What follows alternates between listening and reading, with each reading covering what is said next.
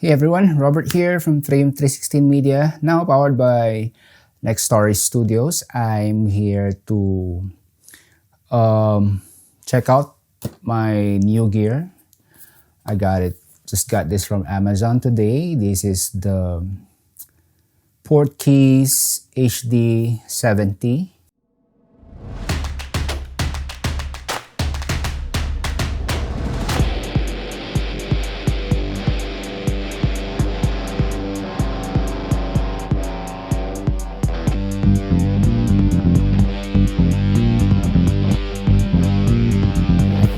This got released in July of this year, and I have my Blackmagic Pocket Cinema 6K in full rig.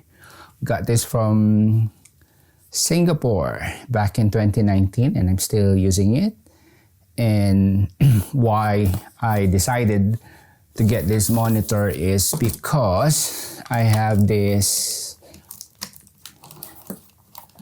monitor with me,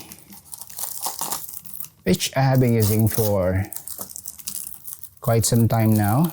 But when I tried to update it, I saw on the website that this is considered as a legacy monitor, so I cannot update the firmware. And I'm having some problems because it keeps resetting to the default preset. This is really nice. I got this back in 2014 in Singapore also. Yeah, been around. Although I can still use it, but it's gonna be difficult for my workflow because I always have to set it to my preference, which is quite difficult, when filming, especially for client projects. So let's check out what's inside this box. This is considered one of the cheapest but powerful monitor out there. Around $100. So this is what's inside. Foam cover, throw it. And this is the monitor. It's quite nice. It's 7-inch, and it is touch screen. I have the usual cables. I have an HDMI cable, and I think this is for like a bigger monitor. I forgot what this is called. RCA, if I'm not mistaken. And it's quite standard, like a tripod mini ball head, which of course, but I won't be using this because I have a full rig here, and this is, I guess, the most important thing for me, because when I'm filming outdoors, I cannot barely see what I'm filming. And why I decided on getting this after checking out a lot of available monitors out there, it's because first, it's cheap. Something like this would probably cost you about $500 or up, and the brightness is 1000 nits. And this old monitor, this is just, I think, 600, and I'm really struggling when I'm outdoor. But this is 1000 nits, so it's really built for outdoor use. But I guess, like what the reviews have said, this is the only manual. I don't know if this is a manual. So there are QR codes here, so you probably have to go to the website to check out how this works. But I'm gonna try and figure it out because this is pretty standard. So first, let's figure out where this goes. By the way, this has a frame. I don't know how you take off this frame. There. Okay. So when I was checking out Amazon for my options, they have the HD7H, which is not a touchscreen. And it has a lot of buttons here, and that's an issue for most people who are doing reviews and using monitors like this. But this one doesn't have as much buttons, and it's more, I don't know if you can see it, it's more organized, and of course the ports is underneath. All right, let me just try to figure out how to put this hood. Let me see. Okay. All right. Now I know. So once you clip this, like there's like a frame on top and the bottom. And then there are like 4 slots here, which would allow you to slide in these corners. And let's try this. All right.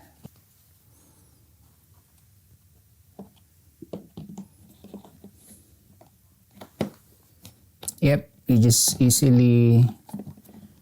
quickly slide it in.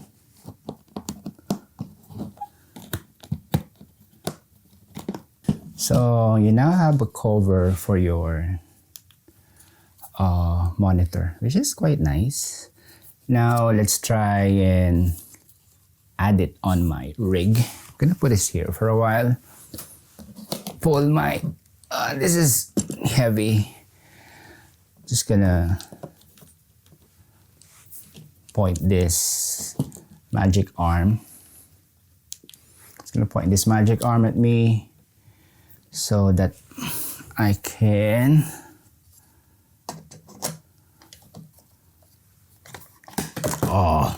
just gonna put it again. So that's the thing.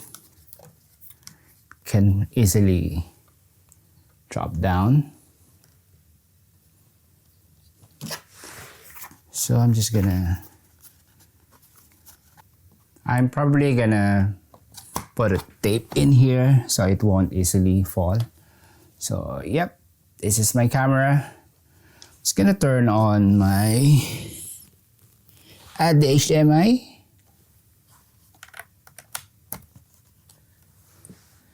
And then I have a DC cable. So my rig is powered by a 98-watt battery. So my rig is powered by a 98-watt power battery. And this is what it looks like. This is my Blackmagic camera. I have the battery which powers the camera and the monitor. So let's put the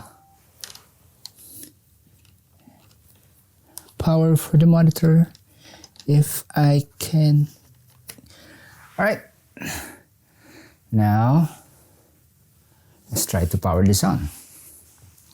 So it will launch on a clean mode, and because this is touchscreen, which is what I like about this monitor, I'm just gonna see what options we have here. So I have my GoPro here pointing at the screen so you guys can see it.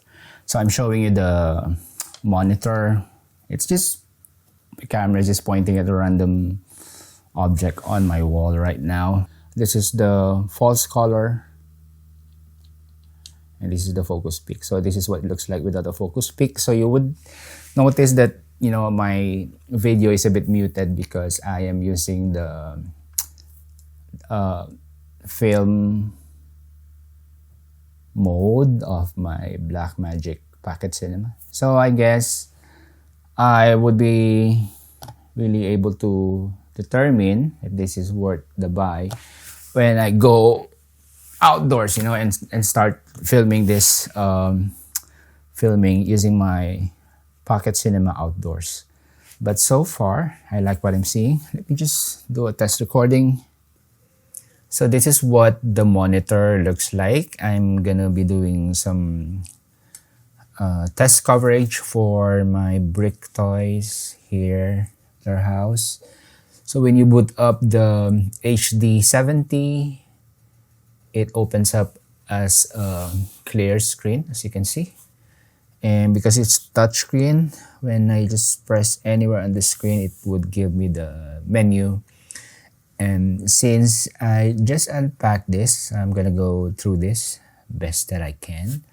On the top left, gives you the option with regards to how the screen looks like. So you can adjust the brightness. I don't know if you can see it. You can make it darker or adjust the contrast and saturation. And just looking at my Blackmagic Pocket Cinema 6K, this is quite consistent. I might not need to do some calibration. So I'm just gonna leave the tint to 50 and sharpness to 3.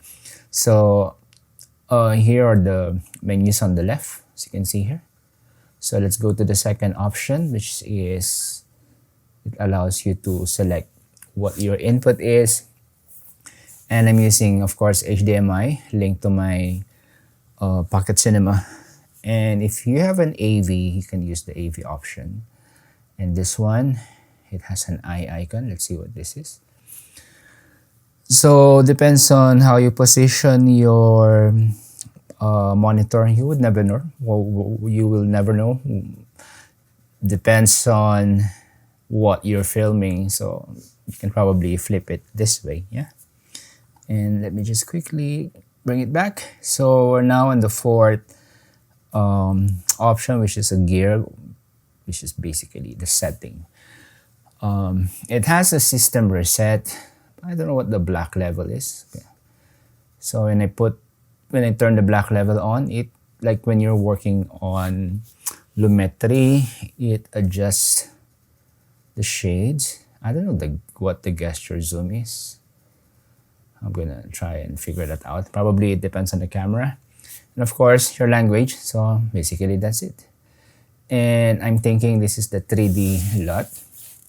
I will not be using any LUTs on the monitor because I do most of my processing on my machine, Premiere Pro. I saw on the review that you can actually change the display, but let me see. So there are options here of the different LUTs, but I'm using Canon C-Log 3 and it only have C-Log 10. So interesting. So I have Fujifilm, Nikon, and Sony, but C-Log 10. Alright, so I'm not gonna choose anything because this looks the same as what I'm seeing on my Pocket Cinema screen. And of course the audio. Let me just see, because I see in one of the reviews that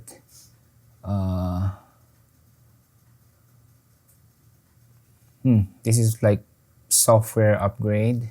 Let's see what happens if I pull this to the right. So these are the extra settings. This one is, it says Luma histogram. All right, opacity, probably the position of your histogram. Oh yeah, that's depends on where you want to put your histogram. And the opacity is, if you want it transparent like that. It's pretty cool.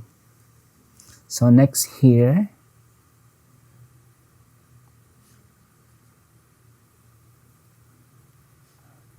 it's just quite difficult.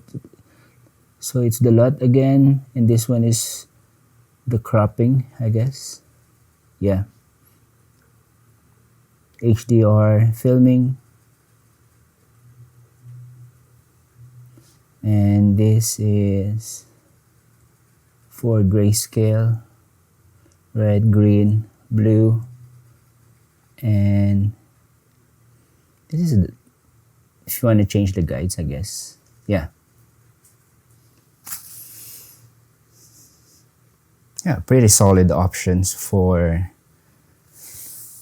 camera at this price point. So if you are figuring out which monitor to buy, I would highly recommend this. See what this is. So audio meters. So this is like if you want to display waveform. Yeah, so this is what you can choose from. This is Luma waveform. This is nice. This is false color. All right, and this is probably picking zebra.